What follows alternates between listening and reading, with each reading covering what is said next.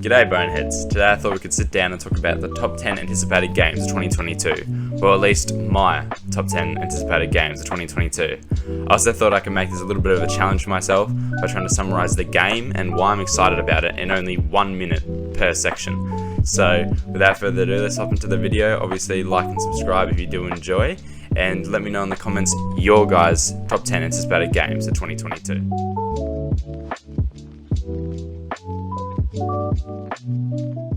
There is a world beyond the borderlands. A world forged by wonder and ruled by fate. There's one alone who can wield fate.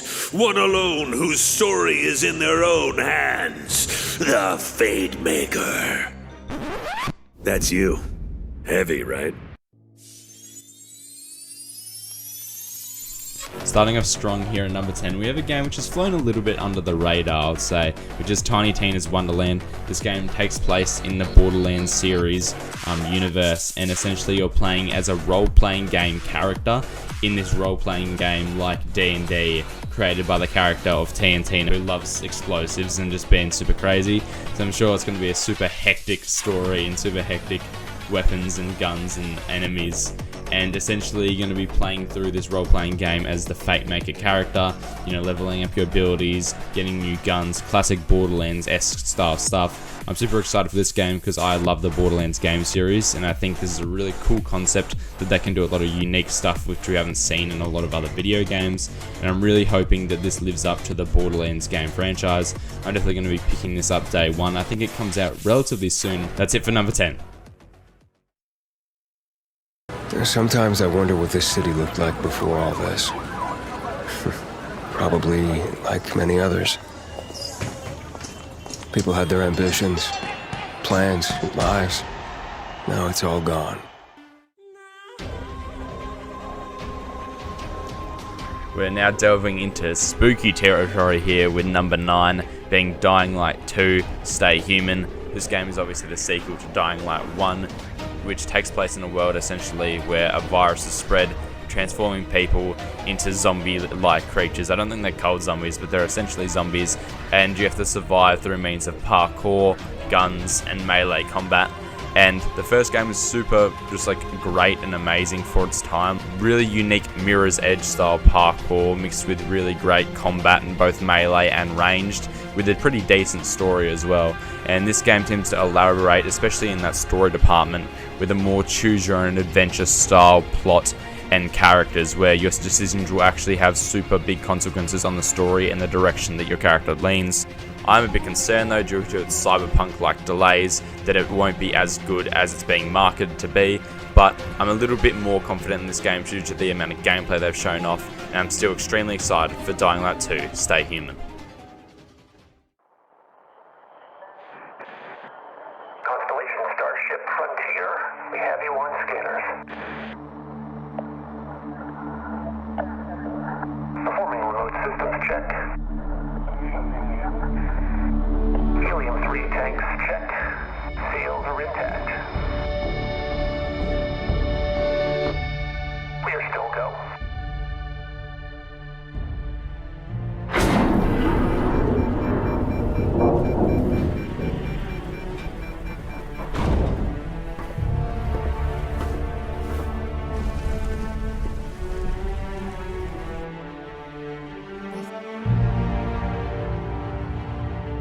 Coming in at the number 8 spot, we have a bit of a weird game here where we don't really know anything about it storyline wise or narratively wise or character wise or gameplay wise. It is Starfield. Obviously this game has been quite hyped up after an announcement at E3 a few years back. We got a title card and that was it, but all we know it's being developed by Bethesda Studios and the teams behind games such as like Elder Scrolls V Skyrim, and it's been an original IP that's been 25 years in the making, and we don't really know anything about it, as I said before, so it's sort of just the carryover hype and the trust in Bethesda. I'm quite excited to see what they do, because it has this sort of retro, futuristic vibe, like nothing too old school in terms of its like space travel system, but nothing super futuristic. So I'm really interested to see just like the general aesthetic of the weapons and of like the environments and of the characters and how they sort of interact, and if there's going to be like different alien characters or if it's just humans, or how many planets they're going to be, how many different types of environments, if it's going to be more linear or more open world. There's just so many things to speculate on, and I think that's why it interests me so much, because it's so different from the looks of it. I'm really excited to see what they do with it, but obviously you can't be too confident since we haven't seen that much. But anyway, that's Starfield. Moving on now to number 7 on the list.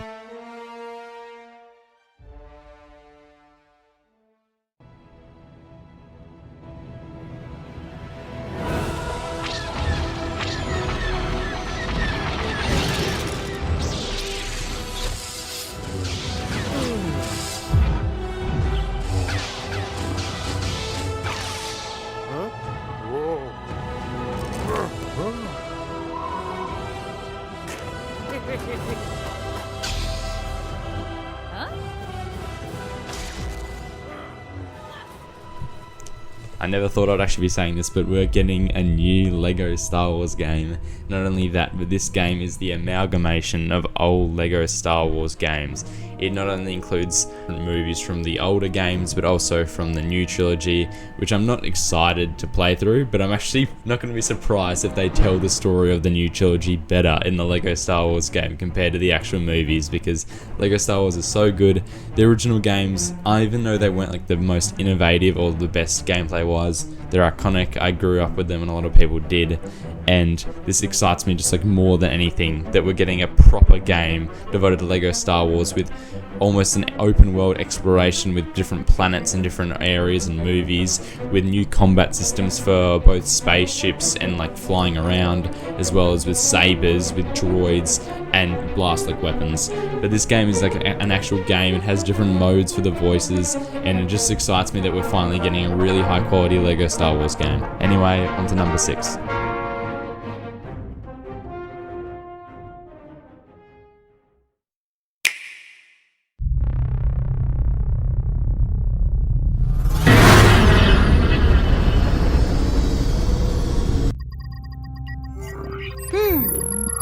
We are now approaching our destination.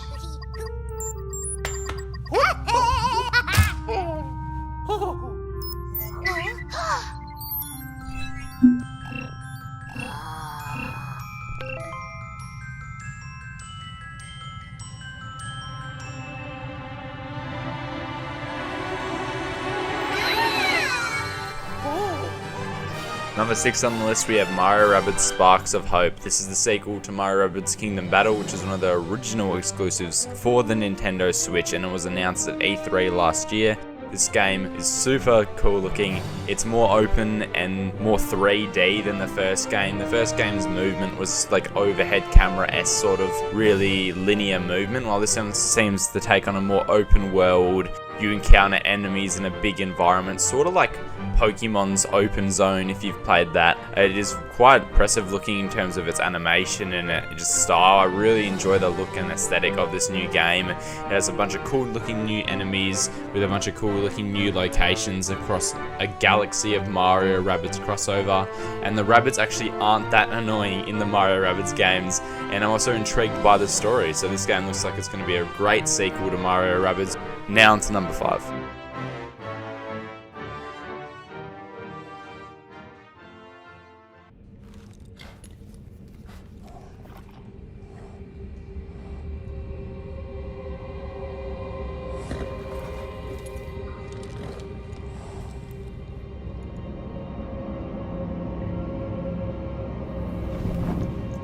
The Tarnished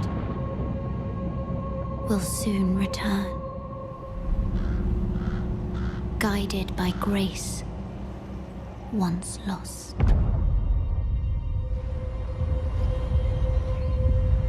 The Golden Order is broken to its core.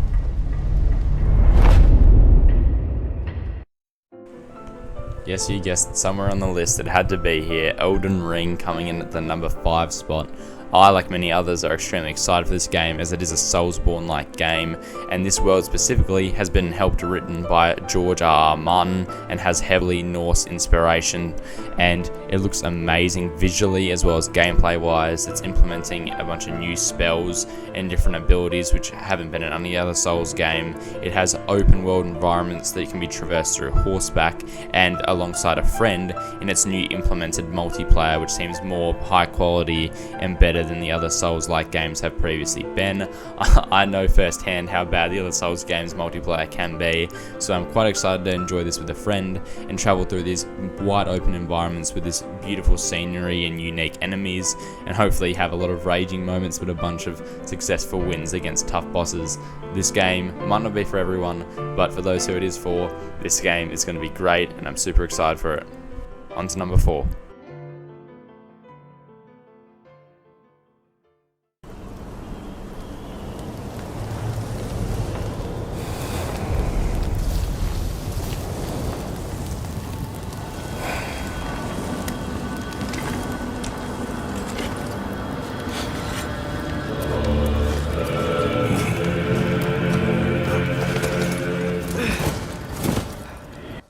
Coming in at number 4, we have one of the most anticipated sequels of all time, God of War Ragnarok, the sequel to the first God of War in the Norse saga, or Norse mythos, whatever you would like to call it.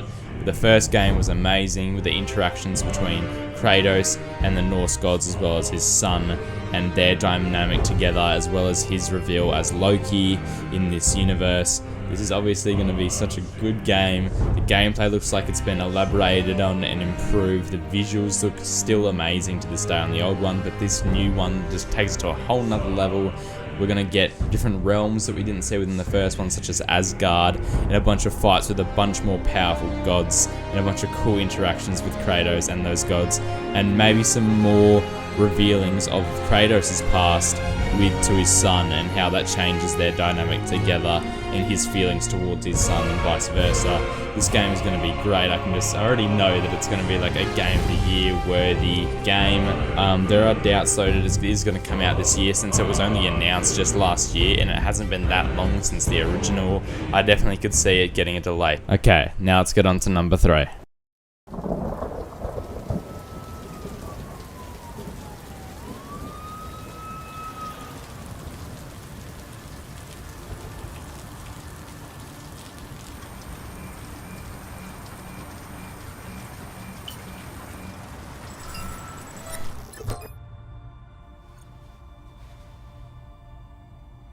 If you're watching this, I'm dead. This is a code black.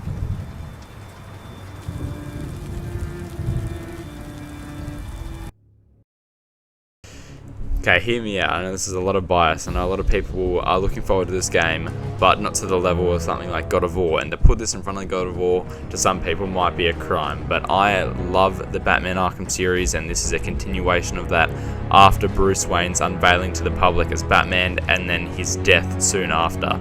This game takes place directly after Batman Night, and you choose up to 2 Gotham Knights and play with a friend and go through the story, facing off against this new villain in the series, the Court of Owls. The Court of Owls are one of my favourite modern day Batman villains, and are an organisation that run Gotham through the means of Talons. These creatures that are basically reanimated corpses trained to kill and listen to whatever command that the Court of Owls give them. This is a super dark storyline in the comics, and I'm super excited to see it adapted on screen in this game, adding a bunch of new Court of Owls which actually weren't in the comic, and a bunch of new gameplay mechanics, including the old-fashioned stealth. I'm super excited to see this game in full action. Let's go to number 2.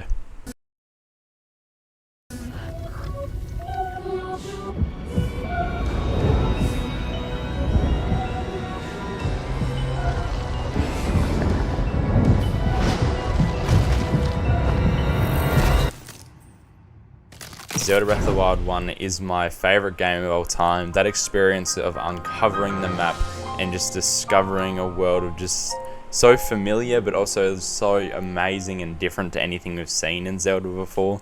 It is just such an amazing experience, and I'm so excited for this to elaborate on that experience.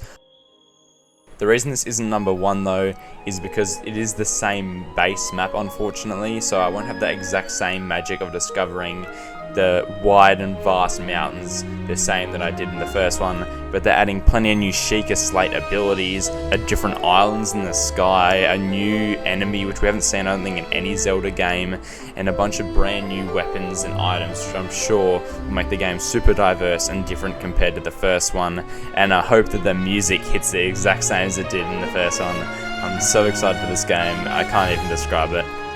Now, onto the number 1 spot. People are suffering. Soon, they'll starve. And the machines meant to help us are out of control. I have to find a way to fix it all. And the answer is somewhere out in the Forbidden West.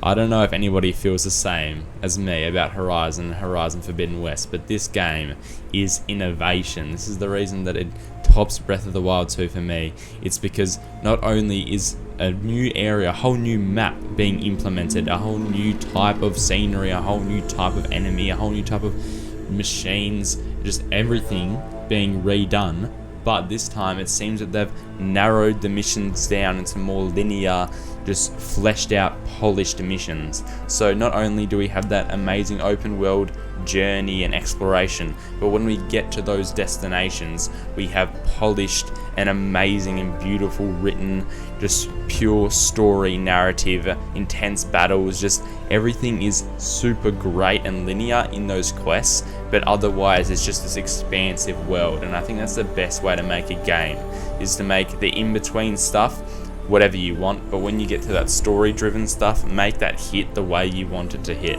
And this game seems to be doing that. The visuals are just stunning. If it's anything like that demo we've seen, that underwater biomes that we've seen in trailers, that looks so expansive, and there's underwater, there's like ruins and new amazing environments we didn't see in the first game, and it just looks so great. Anyway, that's the end of the video. I hope you guys did enjoy. I put a lot of effort and time into this, so I would appreciate a like and a subscribe. It's free, it only takes a few seconds, and obviously if you guys did enjoy the video, make sure to come back and when I upload my next one. Sorry for the long break in between my last video and this one, but I hope you guys have a good day, and see you guys in the next one.